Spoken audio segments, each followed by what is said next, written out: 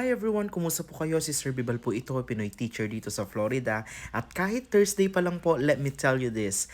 Thank God it's Friday because it's the last day of the week and not just of the week but the last day of summer school.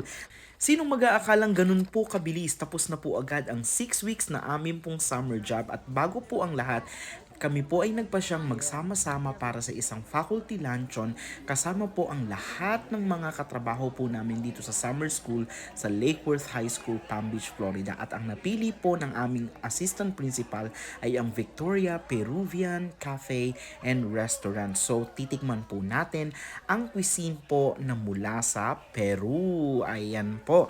At syempre, umpisahan po natin sa ating appetizers, ang soup, and ang kanilang house salad.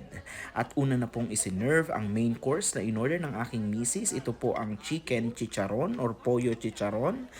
In other words, chicken fillet with fries and plantain. Tingnan nyo po yung rice nila naka-pyramid.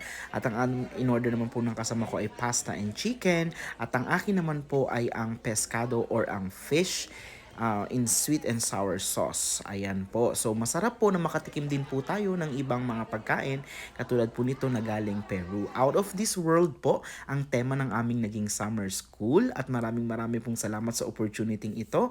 Paalam, see you next summer. Ingat!